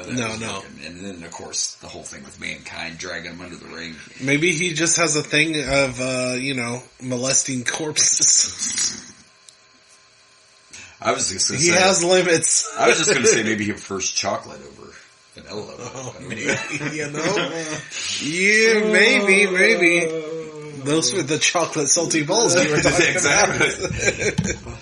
You weren't supposed to kiss me on the lips, Dustin. Damn it, not again. I won't do it again, I promise. Only in the bedroom. Hidden. So overall, this wasn't as good as their casket match, I don't think, because it was more one-sided. But the ending, though, was definitely good. I feel like I'm just going the same thing almost every match, but I'm going to give it 3 3 hands in the hole. Yeah, I'm about the same. 3 packages. 3 packages? Just 3 packages. Is that their first class? Is it express shipping? Yep. Just wondering. I wonder what the weight on that is. This is like Amazon Prime. Something like that. All right. Well, let's see what's next. I think we're to the main event. Really? Already? It's in your house, man. I think so. Well, I know, but I thought we still had like an hour left. No, I think we're almost there. Let's see. Let's see. All right. So next it is main event time. Actually, before the main event started, I forgot about this. They showed us Mankind and Undertaker fighting backstage, and you heard Vince say, "Where are they? Some kind of boiler room?" Wink, wink. Little hint about something that's going on. Wink. Then they showed Gorilla Monsoon announcing that the Warrior was suspended for no showing some shows. Not true. Warrior was fired by this point. And then we get a little clip from Raw that showed Shawn picking Sid as his new partner. So it's main event time. Shawn actually comes out first, and he's coming out, and the fans are trying to reach, to get a high five, and he's going around giving them. And there were so many people reaching over, the fucking guardrail fell, and the fans just tumbled in the aisle. And the one girl jumped up and stole a hug while the guardrail was down. Well, these things happen. So they really love Shawn in Canada, obviously. So, and then the heels came out. Well, the good guys all came out by themselves. Ahmed comes out. He's got on this fucking airbrushed, sleeveless cut shirt. So it's just like one of those airbrush shirts you get at Cedar Point, yeah, or whatever. Yeah, back in the day. So he's trying to do the Rick Rude kind of tights thing, but Ahmed, don't ever do it again. Just don't. He's on the front. There's a picture on the front of the good guy team, but of course Ahmed's face is the biggest. Of course. You got Shawn and Sid down there looking. And then Sid came out, and the fans were eating it up, man. They love Sid. They don't even care. I mean, I don't know. They're still calling him Psycho Sid. Yeah, well, that doesn't seem to work for a face in my eyes. And the fans are going, they loved him. They didn't even care. They were like, fair enough. Give us some Sid. Give us some Sid. So no Sid for you. It was not. It was one of those back and forth things. It wasn't a bad match, but it started off really kind of fast paced and stuff. And the spot where Shawn and Owen were in there, do we got to say anything besides Shawn and Owen were in the ring? Yeah, absolutely. It was 5 minutes of magic, or however long they were in there. I mean, so was Bret Hart injured or something? Because we haven't had Bret Hart in a while. Yeah, Bret is out at this point. Yeah. Oh, okay. I don't know if it was an injury or just. But after WrestleMania, he took a break. Gotcha. So I don't know if he's just taking a leave of absence. Noticed that we've had a very huge lack of Bret. Yeah, Bret has. I don't think Bret's made an appearance since he lost to Shawn. I don't think so. Mania, unless it was on a Raw and we didn't see it. Maybe. But he's not gone yet because we haven't gotten the screw job. No, I know that. That's why I asked. I'm pretty sure that he just took time off after the Iron Man match, which I have no problem with. You gotta let your body heal, right? Fair enough. Take a little. It was a long match. He had to go home and pout about losing to Shawn. Yes, right. For a little while, so he could be bitter about it later. Wait till he pouts a lot. You think you're mad about Shawn right now? Yeah, wait till you tap out to the sharpshooter, even though you don't tap out. Can't wait to get to that either. I remember watching that. I know. And I wasn't quite sure at first what had happened. I was just like, that wasn't supposed to happen. I don't know what happened, but it wasn't supposed to be. I'm looking forward to it because I've never actually watched the match, so it should be interesting. It is. And so this wasn't a bad match, but Owen and Shawn were in there for a minute, and they were just going back and forth, and there were all these close pins. But it got to the point where they just basically isolated Shawn and was whooping the Heartbreak Kid's ass for a very, very long time. You saw a lot of the old classic. The bad guys got their tag, but the good guys went for a tag, and the ref didn't see it. You had that one in there. A bunch of shenanigans, of course, at the end of the match. Of course. Because you had to get Cornette in there involved. But other than the fact that Vader held this, sideward sleeper hold on Shawn for a little too long. Oh, really long. Again, they're still doing that. They're trying to make Vader look powerful. They're building up. They haven't announced it. But they're building up for SummerSlam where Vader gets his title shot and then Shawn Michaels just buries his career. But anyway, love you, Shawn. Absolutely. Towards the end, when all the anarchy's going on, Shawn's in the corner. He's getting ready to deliver the sweet chin music, and Jim Cornette grabs his foot. So he can't deliver it, and Shawn turns around to look at Cornette, yell at him, whatever, and Vader just fucking kills him. Shawn died right there. Right. Luckily he came back, and we know that, but... Right. He squishes Shawn in the corner, he nails the Vader bomb. 1, 2, 3, the match is over. So, I mean, I guess I can't complain. You know, it was amazing. We did not have any title matches in this In Your House. None. No titles were on the line. I mean, you were both talking about the fact that there wasn't any real horrible matches. It was just kind of an average... It was just... It was okay. It was a Mario. Yeah, it was a Mario. It was a Mario who's always like, you know, he's not the fastest, he's not the you know, strongest, he's like average, he's good at everything, but not bad at anything. Yeah. He's just, you know, he's the guy you get when you want an all-around character. Yes. That's what this pay-per-view was. Yes. There wasn't anything really outstanding, and I probably gave the one match a little too high of a rating, but I really enjoyed it. The end was so good. But, you know, we go by what we want around here, so. Fair enough. You know, and like you said, pretty much, I mean, really the only thing that was like above average that would have been at this time if you were watching is fucking Mankind coming out of the ring and pulling Taker in, but other than that, everything. Yeah. But even this, it still felt like a main event because it's Shawn. It was good. And it was still entertaining. By the way, that Winged Eagle, still one of my favorite belts. Oh, Did yeah. that not look great on Shawn? Like, oh, absolutely. Winged Eagle is such a classic. Absolutely. Great belt. And we were talking about the gold. I thought it was weird they didn't switch the gold from the IC title when Ahmed won it.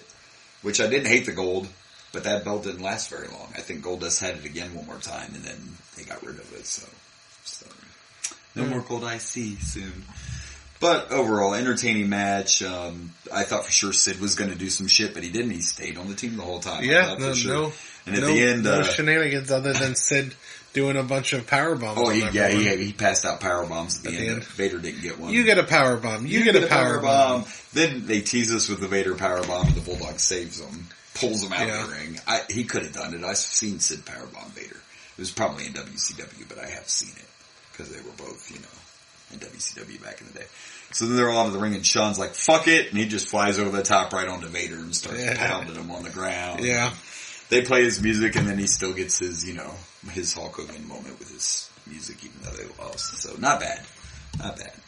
I don't know. See, I'm stuck at 3s tonight. I think I gave a 3.5 out of for one, but yeah, I'm stuck at the 3s for some reason, but I don't feel it's more than a 3-star match. It was entertaining. It had some good spots, but, you know, yeah, I'm gonna give it a 3. I miss my sweet chin music. Yeah, I'm going 3, put me to sleeper holds. Oh yeah, the sleeper hold was really getting on Blake. Yeah, he's like, man, if we don't hurry up, I'm going to sleep through this match. We're even recording recording early. We don't have a reason to be they're going to put me to sleep. We don't even have a reason to be tired. So. I don't know. I'm 40 now. I need to start, you know, taking naps. Look, on the days I don't get naps, it's rough. I was up at 4:30 a.m. this morning. So I was glad we got there. He's like, I'm off Wednesday. I was like, yes. I can go right after work, so I don't have to. Not next Wednesday, though. And we'll just go ahead and address this little thing we saw after, because they were like, stay tuned for the bonus content or whatever, so we decided we'd watch it. And it was Doc interviewing Gorilla Monsoon, and he officially announced Undertaker versus Mankind in the Boiler Room Brawl for SummerSlam, which will be our next pay-per-view. And then Cornette showed up with Vader and was crying about how Vader should get a title shot because he just beat Shawn. That's fair. Spoiler, Gorilla didn't announce it, but that is the main event for SummerSlam. Vader versus Shawn for the title. Yeah. So we know we have that coming. So not a bad show overall. And I guess we have to pick some matches. Pick some matches. Pick some matches. Favorite match of the night.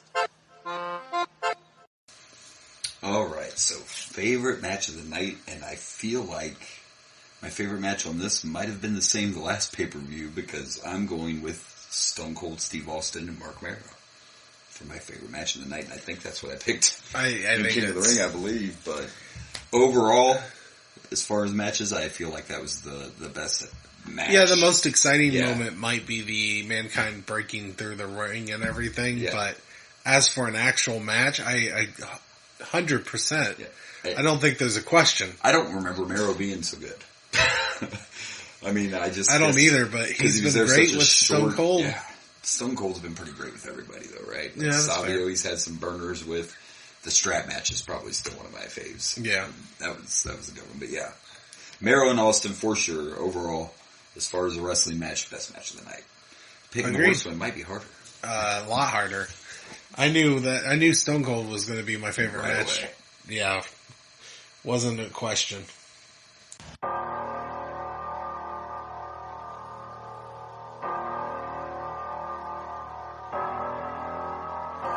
Worst match of the night.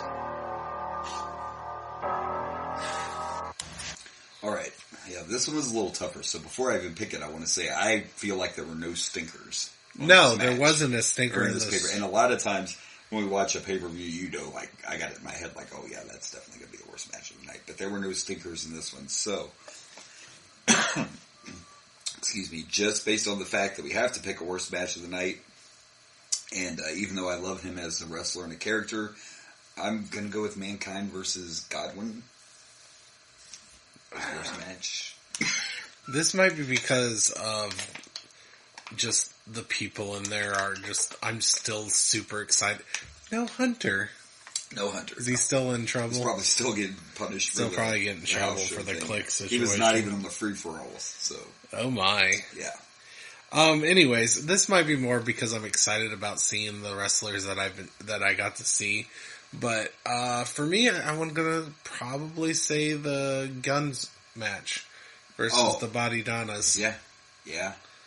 I'm probably thinking that's my least favorite of the night, but I really enjoyed Mankind. I mean, even with the Pig Farmer, Mankind match was still pretty entertaining. And even with none of them were bad matches. I was gonna say, even with your pick, like the Body Donnas don't work as a face team, but it wasn't a horrible tag team. No, match. It wasn't a bad match at all. Now they're not on the same level as the Guns. The Guns are a way better team than they are. But yeah, none of their matches were stinkers. But when your most exciting parts of the match is Sunny and not the match, and the botch by Billy Gunn, I would think that would be your worst match there. I can't argue. I feel like that's the worst match. But I mean, it still wasn't a bad match. But yeah, that just in fairness, that's the worst one. That's fair enough. Sometimes you just got to use that logical stuff. Absolutely, fun times. Sometimes. In your house rankings. All right, time for some in your house rankings, and as you know, I always start with my favorite and go to my least favorite. So here we go. Still at number 1 is In Your House 5. That's the Bulldog Bret Hart match we've talked about over and over and over again. I don't see that one getting passed, to be honest with you. It's still at number 1. Number 2, I got In Your House 7. 3, I have 6. At 4, I have In Your House 8, which was Beware of Dog. At 5, I have In Your House 9, International Incident. At 6, I have In Your House 1. 7, I have 2. 8 is In Your House 3, and my least favorite is still In Your House 4. So yeah, this one landed up right in the middle of my rankings. Alright. Yeah. It's probably where mine's gonna go too. So in 9th place I have In Your House 4. In 8th place I have In Your House 3. In 7th place In Your House 8. 6th place In Your House 1. 5th place In Your House 2. Then I have this at In Your House 9 at 4. And then In Your House 7 at 3. In Your House 6 at 2. And then In Your House 5 at 1. And like I said, I don't see... It's going to be hard to knock that one off. I don't see that one getting knocked off the pedestal. That was just such a great main event. I don't remember what else happened in that show. I don't either, but I just always remember it's the Bret and Bulldog match is all I remember. Yeah. That match just climbed right up with Wembley to me, but... I may have this a little high just because of the fact that, this one had... Well, we were close on this one, and I put it up high, like right there in the middle, because overall it was a good show. It was an all-around good show, yeah, average, absolutely. And we got to see some people that we really enjoy seeing. Yeah. We're still on that high of getting to see Mankind now, and And then Stone Cold as Stone Cold. And you just never know. And you got to remember when we watch these, we kind of forget. Just like we have the first one that we have ranked as 5, and we remember nothing except the fact that the Bulldog fought Bret Hart. And that was, so you never know. But yeah, we're getting all this Attitude Era is about to roll around, and it's just getting more exciting every time. It really is. Sure. It's getting better and better. Now don't forget, before we plug pluggables, technically our next pay-per-view is SummerSlam, but next week we will take care of our listener request, and we're going to watch some primetime wrestling. Yeah. So looking forward to that. It'll be a first here for my colleague. So that's going to be interesting. So we didn't forget about you. We will cover that next week. So let's plug some pluggables. You can follow us on the Facebook page at the Boomer and Blaze Show, of course, Facebook page. You can follow us on TikTok and at Boomer and Blaze Show. You can follow us on Instagram and Twitter at Boomer_Blaze. And of course, no one emails us, but, you know, BoomerBlazeShow@gmail.com. Does anybody contact us on any of these? Don't forget to, wow. Don't forget to check us out on the YouTubes, too. It's the Boomer and Blaze Show, WWE pay-per-view rewatch. But, you know, if you start typing our name in, you'll find it. Where can they find that Dragon Blazer info, yo? You can find me at Dragon Blazer Production. What is this 40-year-old using yo? Like, yo? Yo. It's like, really, I don't know if that's trying to act young or showing her age. It's showing our age. I'm not trying to act young. And nobody says yo. I'm still not using bussin' like you're supposed to. What the hell is bussing? When something's really good, it's bussin'. Bussin', some shit like that. I don't Stop making up shit. I'm not. Talk to your kids next time they're over. It's you're bussin'. making up weird words. I don't understand what this bussin' shit is. Now you're showing your age. Plug your pluggables. I don't know, but that person needs to get off the damn lawn. I don't know who they are, but they need to get off my damn lawn. Whoa, where's the assistant? Anyways, shit. You can find me at Dragon Blazer Productions at the Facebook, the Instagram, the YouTubes, and the TikToks. And you can also find me on Dragon Blazer Pro at the Twitters. Also, there is the YouTube page. Check out the YouTubes. Check out the YouTube page. I believe it's called the Boomer and Blaze Wrestling Rewatch. It's long. I know though. Once you start but if you look up Boomer and Blaze, you should be able to find it. Yeah, it's not too hard. Even though so far none of our shows have shown up on it yet, because I'm still trying to release all the old ones first before I get to us. Right. Someday I'll be caught up. Someday. The assistant never helps him, so it's not his fault. Yeah, I need more assistants. Or one that does something. We need to call them. Or I just need that. Yeah, I don't need an assistant. If I can just get paid doing this job, and then I can use my time and resources to work on the YouTube page and not, go to actual work. Exactly. That's right. Don't forget, if you would like to buy the WWE with us, you can contact us. Can we GoFundMe the WWE? Is that a thing? Can we start a GoFundMe? Yeah, let's start a GoFundMe account so we can save the WWE. Yeah. And lie about putting Vince in charge, and then hopefully he doesn't listen to this podcast. We would not put Vince in charge, and then we could all our episodes could come from wherever Raw and shit is. We'll just go up to we'll buy it, and then we'll go up to Triple H and be like, "We're not worthy. We're not worthy. We're not worthy. Make us great." In Triple H we trust. In Triple H we trust. It stays that way. All right. Absolutely. Well, now that we're done horsing around, I guess that's it. We survived another episode. Right? Hooray! So next week, Nick, we got you. We forget, or we're a survivor. We're going to make it. Yeah. Yeah.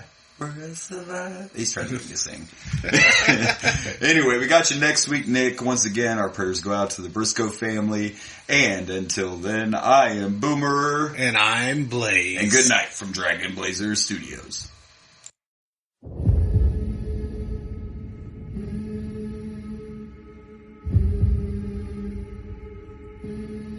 Thought I couldn't breathe without you. I'm inhaling. Thought I couldn't see without your perfect vision. Thought I couldn't last without you, but I'm lasting. Thought that I would die without you, but I'm living. Thought that I would fade without you, but I'm on top. Thought it would be over, but now, but it won't stop. Thought that I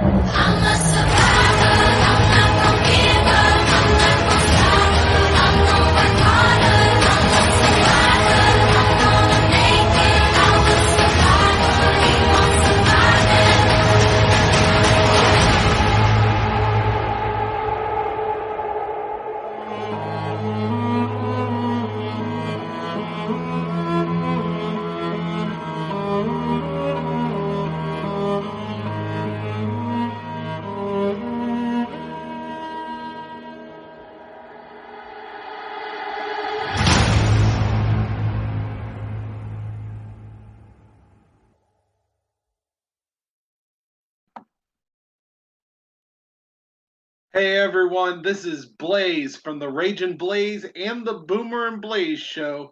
Thank you for watching. Please like and subscribe for more wrestling content.